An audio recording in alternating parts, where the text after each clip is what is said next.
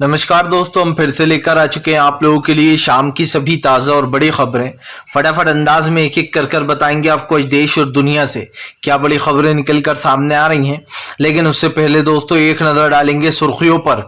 प्रधानमंत्री नरेंद्र मोदी के ऊपर गरजे राहुल गांधी, बोले चोर जो है वो चोरी की सरकार चला रहा है लेकिन कर्नाटक की जनता उखाड़ कर बाहर फेंकेगी। वहीं पर अगली बड़ी खबर में हम आपको बताएंगे दोस्तों, दरअसल आपको बताते चले जंतर मंतर पर पहुंचे किसान नेता राकेश टिकैत कर दिया बड़ा ऐलान, बोले अंत तक खड़े रहेंगे बच्चों के साथ, इंसाफ दिलाकर ही वापस जाएंगे। आपको बता दें ब्रिजभूषण के खिलाफ किसान नेता राकेश टिकैत ने मोर्चा खोल दिया है। वहीं पर अगली बड़ी खबर में हम आपको बताएंगे दोस्तों, दरअसल आपको बताते चले कर्नाटक में बीजेपी की करारी हार, बौखला गए नरेंद्र मोदी, बोले बजरंग दल को बैन करने की बात करते हैं। बताएंगे दोस्तों क्यों बजरंग दल के बैन होने पर बीजेपी को इतनी तकलीफ हो रही है। वहीं पर अगली बड़ी खबर में हम आपको बताएंगे आजम खान का बीजेपी के ऊपर बड़ा हमला, बोले फिलहाल लोगों को डरा धमका कर वोट डलवाती है बीजेपी। आपको बता दें आजम खान ने जमकर भड़ास निकाली है। वहीं पर अगली बड़ी खबर में हम आपको बताएंगे अखिलेश यादव का बीजेपी के ऊपर बड़ा हमला, बोले ये तमंचे वाली सरकार है, तमंचे के बल पर लोगों का सड़कों पर कर रही है इनकाउंटर। बताएंगे अखिलेश और जो है चंद्रशेखर रावण ने क्यों बीजेपी को घेर लिया है। वहीं पर अगली बड़ी खबर में हम आपको बताएंगे दोस्तों, दरअसल आपको बताते चले गृह मंत्री अमित शाह बोले राम मंदिर पर कांग्रेस ने लगवाया था ताला। अब आप समझिए दोस्तों, मेन मुद्दे से गायब किए जाते हैं, अब फिर से राम मंदिर और बाबरी मस्जिद आ गई, मतलब मेन मुद्दों पर बात ही नहीं। वहीं पर अगली बड़ी खबर में हम आपको बताएंगे प्रियंका गांधी की मोदी सरकार को चेतावनी, बोले अगर दम है तो एक बार मुद्दों पर चुनाव लड़के बताओ, आतंकवाद, बजरंग दल, अतीक इन सबको छोड़ो, अगर दम है तो मुद्दों पर चुनाव लड़के बताइए, इधर उधर की बातों से जनता को कोई फायदा नहीं है। वहीं पर अगली बड़ी खबर में हम आपको बताएंगे ओवैसी का बीजेपी के ऊपर बड़ा हमला, बोले ब्रिजभूषण के खिलाफ तत्काल में एक्शन लेना चाहिए बीजेपी को, लड़कियां हमारे देश का गौरव है जिन्होंने मेडल्स जीते। बताएंगे आखिरकार ओवैसी ने भी बीजेपी को क्यों घेरा है। तो सारी खबरें फटाफट अंदाज में देंगे, एक एक कर देंगे। फिलहाल खैर चलिए बढ़ते हैं सबसे पहली और सबसे बड़ी खबर की ओर। दरअसल दोस्तों को बताते चले दोस्तों, बीजेपी के ऊपर जमकर गरजी प्रियंका गांधी, बोले बेफजूल के मुद्दों में लोगों को उलझाती है बीजेपी, कभी राम मंदिर, कभी मस्जिद तो कभी मंदिर, इन मुद्दों से कुछ नहीं होने वाला है। प्रियंका गांधी ने भरे मंच पर अतीक अहमद का नाम लेते हुए कहा कि बीजेपी अपने वोट बैंक के लिए इन लोगों को यूज करती है, कभी वो आतंकवाद की बात करती है, कभी अतीक की बात करती है, तो कभी किसी और मुद्दे की बात करती है। प्रियंका गांधी ने कहा कि क्या इन सबसे जनता को कोई फायदा होने वाला है? नहीं होने वाला। प्रियंका गांधी ने कहा कि इधर उधर के मुद्दों में उलझाकर वो जानबूझकर जनता को बरगलाती है। जाहिर सी बात है दोस्तों, आप समझिए कहीं आतंकवाद हो रहा है, कहीं किसी का इनकाउंटर हो रहा है, इससे जनता को क्या फायदा होने वाला है? कुछ फायदा नहीं होने वाला। यही नहीं, प्रियंका गांधी ने कहा कि सरकार को अच्छे से पता है कि उसको जनता को किन मुद्दों से भटकाना है, इसीलिए सरकार जो है वो जनता को भटकाने का काम कर रही है। प्रियंका ने कहा कि फिलहाल हमारी कांग्रेस की सरकार बनाई थी जनता ने कर्नाटक में, लेकिन बीजेपी ने उस सरकार को चुरा लिया, विधायकों को खरीद लिया। प्रियंका ने कहा कि सरकार की नीतियां जनता आज देख रही है, आज कोई भी भारतीय जनता पार्टी का साथ नहीं देना चाहता क्योंकि ये एक भ्रष्टाचारी सरकार है। यही नहीं दोस्तों, जब से बजरंग दल का मुद्दा उठा है तब से बीजेपी में सकपकाहट तेज हो गई है। दरअसल बजरंग दल भी दोस्तों बीजेपी का ही एक अंग माना जाता है। ऐसे में आपको बताते चले कांग्रेस ने वादा किया कि अगर उसकी कर्नाटक में सरकार आती है तो वो पीएफआई और बजरंग दल जैसे तमाम संगठनों को बैन करेगी। जो गौ हत्या के नाम पर दोस्तों लोगों को लगातार मारा जा रहा है, उसको लेकर प्रियंका गांधी ने कहीं ना कहीं ये बात कही। जाहिर सी बात है प्रियंका गांधी मेन मुद्दा उठाना चाह रही थी दोस्तों और वो उसमें सफल भी रही। जाहिर सी बात है कर्नाटक में कांग्रेस की सरकार आ रही है, वो भी बड़े पैमाने पर आ रही है, छोटे मोटे पैमाने पर नहीं। लेकिन बीजेपी को दोस्तों इससे बहुत ज्यादा दुख हो रहा है क्योंकि कर्नाटक दोस्तों एक ऐसा राज्य है जहां पर इंदिरा गांधी ने अपनी सत्ता में वापसी की थी और मुझे ऐसा लगता है कि राहुल गांधी उस इतिहास को दोहराने जा रहा है। चलिए बढ़ते हैं एक और अगली बिग ब्रेकिंग की तरफ बता दोस्तों अगली जो बड़ी खबर निकल कर आ रही है आपको बताते चले दोस्तों, किसान नेता राकेश टिकैत ने बीजेपी को दी चेतावनी, बोले अगर बृजभूषण को तत्काल में जेल नहीं भेजा गया तो फिर से होगा किसानों का धरना प्रदर्शन। दरअसल दोस्तों अब किसान आपको बताते चले महिला पहलवानों के सपोर्ट में आ गए। किसान नेता राकेश टिकैत ने बीजेपी को चेतावनी दे दी है। राकेश टिकैत का कहना है कि अगर महिला पहलवानों की नहीं सुनी गई तो फिर यहाँ पर धरना प्रदर्शन होगा लंबा। आपको बताते चले दोस्तों कई दिनों से लगभग 4 से 5 दिन हो गए, 5 दिनों से महिला पहलवानें जो बृजभूषण के खिलाफ बैठी हैं जंतर मंतर पर, लेकिन सरकार के कान पर जूं तक नहीं रेंग रही है। जाहिर सी बात है जिन महिलाओं ने, जिन लोगों ने दोस्तों हमारे देश का गौरव बढ़ाया, हमारे देश के लिए मेडल्स लाए, उनकी बात नहीं सुनी जा रही है, जिसको लेकर लगातार अब हमलावर हो गए हैं राकेश टिकैत। किसान नेता राकेश टिकैत कल किसानों के बीच में, कल महिलाओं के बीच में पहुंचे थे और राकेश टिकैत ने जाकर पहलवानों का सपोर्ट भी किया था। अब राकेश टिकैत ने सरकार को चेतावनी देते हुए कहा है कि वो किसी भी हाल में सरकार को नहीं छोड़ेंगे। राकेश टिकैत ने कहा कि हमारा धरना प्रदर्शन लगभग 12 से 13 महीने चला, उसके बाद सरकार को झुकना ही पड़ा। राकेश टिकैत ने कहा कि मुझे नहीं पता ये आंदोलन कितना लंबा चलेगा, लेकिन एक बात तय है कि ये बच्चे डरने वाले नहीं है। उस बृजभूषण का तत्काल में इस्तीफा लिया जाए, वो बयानबाजी करता फिर रहा है, अब तक उसकी गिरफ्तारी नहीं हुई है, जबकि दोस्तों उसके ऊपर पोक्सो एक्ट लगा है। आप समझिए दोस्तों, इसमें सुप्रीम कोर्ट को दोस्तों हस्तक्षेप करना चाहिए और कहना चाहिए कि बृजभूषण की गिरफ्तारी हो, क्योंकि दोस्तों आप समझिए अगर आपने पोक्सो एक्ट के तहत FIR दर्ज की है तो उसकी गिरफ्तारी तो बनती है, लेकिन उसकी कोई गिरफ्तारी नहीं हुई है। राकेश टिकैत ने कहा कि बीजेपी बृजभूषण जैसे लोगों को पाल रही है क्योंकि उसके ऊपर कई आपराधिक 40 से ज्यादा आपराधिक मामले दर्ज हैं। दोस्तों आप समझिए, एक आपराधिक मामला होता समझ में आता, 2 होता समझ में आते, लेकिन यहाँ तो झड़ी लगी पड़ी है। और बीजेपी दोस्तों आप समझिए अतीक और अशरफ को क्या कहकर मार दिया कि ये लोग माफिया थे, जबकि बीजेपी में दोस्तों एक से बढ़ के एक माफिया भरे पड़े हैं, लेकिन उनका अंत नहीं हो रहा है। आप किसी को भी उठा लीजिए, बीजेपी के तमाम नेता माफिया हैं ज्यादातर, और आप यकीन मानिए अगर ये मुस्लिम होते तो इनके ऊपर अब तक कार्रवाई हो गई होती, क्योंकि जाहिर सी बात है बीजेपी दोस्तों हिंदू मुस्लिम की राजनीति करती है।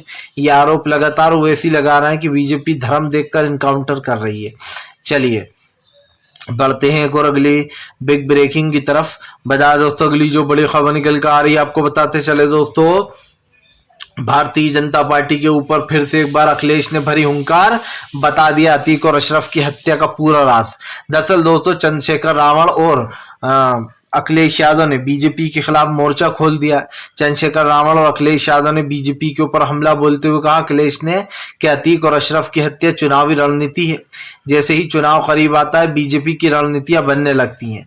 अखिलेश यादव ने कहा कि देश की जनता देख रही है, चुनाव करीब आता है और तमंचे वाली सरकार रोडों पर लोगों का एनकाउंटर करवा देती है। अखिलेश यादव ने कहा कि अगर जब यही सब कुछ करना है तो फिर कानून की जरूरत ही क्या है, अदालतों पर ताले डल जाएंगे, इंसाफ होना बंद हो जाएगा। दोस्तों जाहिर सी बात है दोस्तों, जो लोग भी इस तरीके की बातें करते हैं कि भैया हम तो जो है संविधान के हिसाब से चल रहे हैं, और प्रधानमंत्री हो चाहे गृह मंत्री अमित शाह हो दोस्तों, ये दोनों खास करके संविधान की बड़े बड़े लेक्चर देते हैं, लेकिन अपने ही मुख्यमंत्री को नहीं समझा पा रहा है कि अरे भैया ये सब कुछ कानून का काम। आप सोचिए दोस्तों, ऐसे तो फिर जिन लोगों ने इंदिरा गांधी को मारा था दोस्तों, उनको भी सड़क पे उनका इनकाउंटर कर दिया जाता, लेकिन उन्हें अदालत ने सजा दी।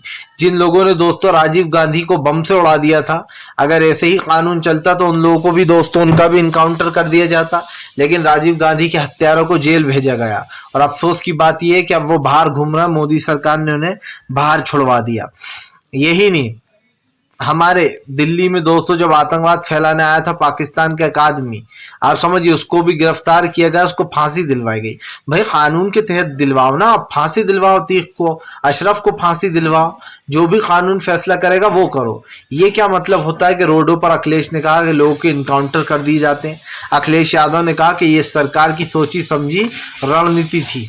फिलहाल चलिए बढ़ते हैं एक और अगली बिग ब्रेकिंग की तरफ। बता दोस्तों अगली जो बड़ी खबर निकल कर आ रही है, शरद पवार के इस्तीफे के बाद महाराष्ट्र में मचा घमासान। आखिरकार शरद पवार के दिमाग में चल क्या रहा है? दरअसल दोस्तों आपको बताते चले कल जो है शरद पवार ने अपना इस्तीफा दे दिया पद से, जिसके बाद ये कयास लगने लगे कि अब इस पद पर कौन आएगा। जी हाँ, अजीत पवार आएंगे या फिर सुप्रिया सुले आएंगी। आपको बताते चले दोस्तों शरद पवार के इस्तीफे के बाद खास करके महाराष्ट्र की राजनीति में जो भूचाल आ गया है। सब लोग सोच रहे हैं कि आखिरकार शरद पवार ने ये क्यों किया। आपको बताते चले दोस्तों शरद पवार ने अपना इस्तीफा देते हुए लोगों से जो कहा वो भावुक करने वाला था। कुछ लोग तो वहां पर ऐसे थे जो शरद पवार का इस्तीफा देने के बाद रोने लगे और उन्हें बिल्कुल अच्छा नहीं लगा कि शरद पवार ने अपना इस्तीफा क्यों दिया। हालांकि शरद पवार ने साफ कर दिया है कि वो अब अपना इस्तीफा वापस नहीं लेंगे। आपको बताते चले दोस्तों शरद पवार के इस्तीफे के बाद माना जा रहा है अब शरद पवार दिल्ली की राजनीति में सक्रिय होंगे। आखिरकार दोस्तों शरद पवार का पूरा प्लान क्या है ये समझना थोड़ा सा मुश्किल हो रहा है, लेकिन एक चीज तो साफ है कि शरद पवार के इस मास्टर स्ट्रोक से दोस्तों बीजेपी को एक बड़ा नुकसान महाराष्ट्र में उठाना पड़ सकता है। सब जानते हैं कि अगाड़ी जो है वो एक साथ है। ऐसे में माना यह भी जा रहा है कि महाराष्ट्र में इस बार भी अगाड़ी की सरकार आने वाली है, यानी कि कांग्रेस, शिवसेना और एनसीपी की मिलीजुली। ऐसे में दोस्तों ये माना जा रहा है कि बीजेपी को एक बड़ा झटका यहाँ पर लगता हुआ नजर आ सकता है, क्योंकि शरद पवार के इस्तीफे के कई मायने भी माने जा रहा है। आपको बताते चले जब शरद पवार विपक्षी एकता में सबको एकजुट करने में लगे हैं उस दौरान ये इस्तीफा आया है। ऐसे में अब देखना होगा दोस्तों कि आखिरकार इस इस्तीफे का मतलब है क्या शरद पवार वाकई में अब दिल्ली की राजनीति में सक्रिय होंगे? क्या शरद पवार ने सोच लिया है कि अब वो दिल्ली में अपना डेरा डालेंगे? फिलहाल चलिए बढ़ते हैं एक और अगली बिग ब्रेकिंग की तरफ। बता दोस्तों अगली जो बड़ी खबर निकल कर आ रही है आपको बताते चले दोस्तों सुप्रिया श्रीनेत ने बीजेपी को जमकर धोया, भारतीय जनता पार्टी पर गरजी सुप्रिया श्रीनेत। आपको बताते चले दोस्तों कांग्रेस की तेज तर्रार नेता सुप्रिया श्रीनेत ने गृह मंत्री अमित शाह को घेर लिया। गृह मंत्री अमित शाह को घेरते हुए कहा सुप्रिया श्रीनेत ने कि फिर से आ गया राम मंदिर और बाबरी मस्जिद का जिक्र। आपको बताते चले दोस्तों कल गृह मंत्री अमित शाह ने अपने एक भाषण में कहा कि कांग्रेस हमेशा से तुष्टीकरण की राजनीति करती है और इसीलिए वो बजरंग दल पे बैन लगाने की बात कर रही है। आप समझिए दोस्तों इनके हिसाब से पीएफआई जो है दोस्तों वो आतंकवादी संगठन है, उस पर मोदी जी कब्जा कर रहा है।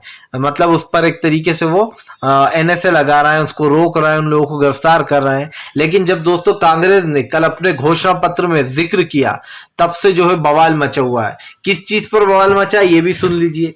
कांग्रेस ने अपने घोषणा पत्र में दो अहम चीजें कही। उन्होंने कहा कि जो गौ हत्या के नाम पर मासूम लोगों को मार दिया जाता है उस पर रोक लगाई जाएगी गौ हत्या पर, और जो बजरंग दल है और जो पीएफआई है इन जैसे नफरती संगठनों पर बैन लगेगा। आपको बताते चले दोस्तों कांग्रेस का इतना कहना था कि बीजेपी बौखला गई। बीजेपी कहने लगी कि अरे पीएफआई पर तो मोदी जी ही बैन लगाते फिर रहे, लेकिन ये क्या आप बजरंग दल की तुलना जो है पीएफआई से कर रहा। क्यों भाई, क्यों ना करें? बजरंग दल तो पीएफआई से भी खतरनाक है। वो गौ हत्या के नाम पर मासूम लोगों को लगातार मार रहा है। अभी इदरीस पाशा नाम तो याद ही होगा दोस्तों आपको। कर्नाटक में एक व्यक्ति को पीट पीट कर मार दिया गया गौ हत्या की चोरी के इल्जाम। और आप देखिए दोस्तों गौ हत्या के नाम पर प्यार कैसा है।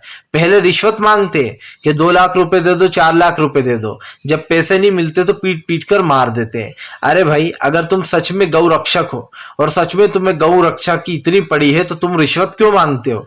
डायरेक्ट आप समझिए दोस्तों इनका गौ माता के लिए इनका प्यार देखिए। पहले जो है अपने आप को जो है एक तरीके बेचने का काम करते हैं कि हमें 2 लाख रुपए दो और जाओ चुपचाप चले जाओ, 1 लाख रुपए दो डील कर लो, और जब पैसे नहीं मिलते तो मुस्लिमों को पीट पीट कर मार दिया जाता है। सवाल यह है कि जब कांग्रेस ने कहा कि बजरंग दल पर बैन लगेगा तो गृह मंत्री अमित शाह और दोस्तों तमाम बीजेपी के हेमंत विश्वकर्मा जो कि असम का सीएम है दोस्तों, उसको सबसे ज्यादा मिर्ची लगी।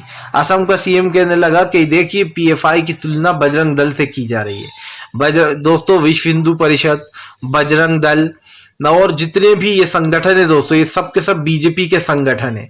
बीजेपी अच्छे से जानती है दोस्तों कि इन संगठनों को हमें कैसे जिंदा रखना है, क्योंकि एक बार दोस्तों ये संगठन धीरे धीरे कर खत्म हुए कि बीजेपी का वो जो फैलाई हुई गुंडागर्दी और जगह जगह जो वो दंगे कराती है वो पूरा काम बंद हो जाएगा। इसीलिए कांग्रेस ने वादा किया है कि वो कर्नाटक में जीतते से ही बजरंग दल जैसे संगठनों को बैन कर देगी। और दोस्तों ये तो पूरे देश में होना चाहिए।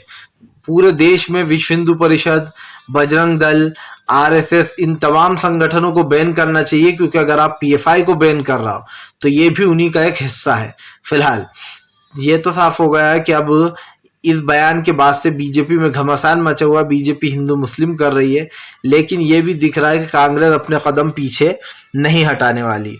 चलिए बढ़ते हैं एक और अगली बिग ब्रेकिंग की तरफ। बता दोस्तों अगली जो बड़ी खबर निकल कर आ रही है, आपको बताते चले दोस्तों, भारतीय जनता पार्टी में क्यों मची खलबली। बीजेपी के दोस्तों आपको बता दे उड़ा दिए परखच्चे। जी हाँ, दरअसल दोस्तों आपको बता दे ओवैसी की दो टुक बोले, फिलहाल गुंडे मवालियों को बीजेपी बचाती है। दरअसल आपको बता दे असदुद्दीन ओवैसी ने बीजेपी के ऊपर हमला बोलते हुए कहा कि अब तक बृजभूषण की गिरफ्तारी नहीं हुई है, ये महिला पहलवानों का अपमान है। आपको बताते चले ओवैसी ने कहा कि अगर किसी के ऊपर कोई इल्जाम लगा है या फिर किसी के ऊपर कोई एफआईआर दर्ज हुई है तो उसके ऊपर तत्काल में एक्शन लेना चाहिए। अब कहाँ गए वो तमंचे वाले बाबा जो कि लगातार लोगों का सड़क पर ही इनकाउंटर करवा देते हैं। आपको बताते चले ओवैसी ने पूछा कि क्या बृजभूषण के खिलाफ भी वही कार्रवाई होगी या फिर नहीं होगी। दरअसल दोस्तों बृजभूषण के खिलाफ वो कार्रवाई नहीं होगी, ये मैं जवाब दे देता हूँ, क्योंकि जाहिर सी बात है वो अतीक और अशरफ थे, इसलिए उनका सारे लोगों ने दोस्तों राजनीतिक फायदा उठाया, बीजेपी से लेकर तो कांग्रेस तक ने। लेकिन जब दोस्तों अतीक और अशरफ मारे तो आप समझिए बीजेपी ही उनके अंत का कारण बनी। ये नहीं दोस्तों, जिन लोगों को अतीक और अशरफ को जिन लोगों ने मारा उनके घर पर ना कोई बुलडोजर चला, ना उनके घर वालों को गिरफ्तार किया गया। अब यही काम किसी मुस्लिम ने किया होता या फिर किसी ऐसी मुस्लिम राजनीतिक पार्टी ने किया होता तो बीजेपी अब तक दोस्तों उन लोगों को गिरफ्तार कर लेती, घर वालों पर भी इल्जाम लगा देती कि ये भी उनमें शामिल थे। जैसे अतीक और अशरफ, अतीक की पत्नी पर लगा है, उसको भी आरोपी ठहराया गया, उसके रिश्तेदारों को भी। लेकिन दोस्तों यही काम बीजेपी के नेताओं के साथ क्यों नहीं होता, ये बहुत बड़ी सोचने वाली बात है। आप भी जानते हैं दोस्तों कि इंसाफ एक जैसा होना चाहिए, इंसाफ दो तरह का तो बिल्कुल नहीं होना चाहिए कि इसके लिए आम जनता के लिए अलग कानून है और आपके लिए अलग कानून होगा। तो ये बात आप भी जानते हैं कि फिलहाल मैं जो बोल रहा हूँ दोस्तों वो क्या सोच समझ कर बोल रहा हूँ, और आप भी समझ सकते हैं कि बीजेपी की जो नीयत है वो सबके सामने आ चुकी है। चलिए बढ़ते हैं एक और अगली बिग ब्रेकिंग की तरफ। बता दोस्तों अगली जो बड़ी खबर निकल कर आ रही है, आपको बताते चले दोस्तों, आजम खान का बीजेपी के ऊपर बड़ा हमला। बोले अगर दम है तो एक दिन ईमानदारी से चुनाव कराकर बताओ, बता देगी जनता। आपको बताते चले दोस्तों रामपुर को लेकर अब फिर से एक बार आजम खान और बीजेपी में भिड़ंत हो गई है। आजम खान और बीजेपी आमने सामने खड़े हो गए। आपको बता दें आजम खान ने बीते दिन जो है यहाँ पर चुनाव को राजनीतिक एक तरीके से फिक्सर करार दे दिया था। हालांकि उन्होंने जो हिंदी वर्ड बोला था दोस्तों जो हाथ से शुरू होता है कि ये तो राजनीतिक ये वो हुआ था, लेकिन आपको बताते चले मैं इस वर्ड को दोहराऊंगा नहीं, लेकिन उन्होंने ये कहा कि ये तो राजनीतिक फिक्सर था। मतलब आप समझ सकते हैं दोस्तों कि क्या कहना चाह रहा हूं मैं। उसके बाद आजम खान जमकर गरजे। आजम खान ने कहा कि रामपुर के लोग हमारे साथ है, एनआरसी CAA के नाम पर लोगों को उठाया गया, उनकी संपत्तियों को कुर्क किया गया, मासूम लोगों को मारा गया, जेलों में ठूसा गया, लेकिन उसके बाद भी जनता डरी नहीं। आजम खान ने कहा कि मैं हाथ फैलाकर आपसे उम्मीद करता हूं कि रामपुर की जो जनता है वो बीजेपी को कतई वोट नहीं देगी। आपको बताते चलें दोस्तों जिस तरीके से चुनाव कराया गया था और आजम खान की सीट बीजेपी ने हड़प ली, उससे ये साफ दिखाई दे रहा था दोस्तों कि दरअसल आजम खान की सीट को बीजेपी ने बड़ी ही चालाकी से अपने नाम किया। वहां पर किसी को वोट तक नहीं डालने दिए जा रहे थे। आए दिन वीडियो सामने आते पुलिस लोगों को डरा धमकाकर वापस भेजती है। लेकिन एक चीज साफ हो चुकी है दोस्तों कि इस वक्त आजम खान जो है उनको कमजोर किया गया, उनकी सदस्यता रद्द कर दी गई, उनको सजा सुनवाई गई ताकि उनकी सदस्यता चली जाए। ऐसा ही दोस्तों अब्दुल्ला आजम के साथ भी किया गया। अब्दुल्ला आजम को भी दोषी करार देकर उनकी भी सदस्यता रद्द कर दी गई। और आपको क्या लगता है ये सब कुछ जानबूझकर हुआ है? फिलहाल चलिए बढ़ते हैं एक और अगली बिग ब्रेकिंग की तरफ। बता दोस्तों अगली जो बड़ी खबर निकल कर आ रही है, आपको बताते चले दोस्तों रॉकेट टिकट के जाने के बाद किसानों ने कर दिया बड़ा ऐलान। बोले अब ट्रैक्टर खड़े होंगे जंतर मंतर पर, अब महिलाओं के लिए उठाएंगे संकल्प। आपको बताते चले दोस्तों इस वक्त जिस तरीके से खास करके जो महिला पहलवान है वो परेशान हो रही है, उसको लेकर अब सियासत तेज हो गई है। महिला पहलवानों को लेकर बड़ा बयान निकल कर सामने आया किसानों का। किसानों ने साफ कर दिया कि जब तक उनको इंसाफ नहीं मिलेगा तब तक इसी तरीके से जो यहाँ पर धरना प्रदर्शन देंगे। अब जाहिर सी बात है दोस्तों कि यहाँ पर देखना ये भी दिलचस्प होने वाला है आने वाले एपिसोड में क्या कुछ यहाँ पर नया होगा, क्योंकि बीजेपी के एपिसोड चलते हैं दोस्तों। आज राम मंदिर का मुद्दा उठाए, अब नेक्स्ट एपिसोड में देखते हैं किस चीज पर चुनाव लड़ेंगे ये लोग। फिलहाल वीडियो अच्छा लगे तो कृपया लाइक करें, चैनल पर पहली बार आए सब्सक्राइब करें ताकि ऐसे वीडियो आपको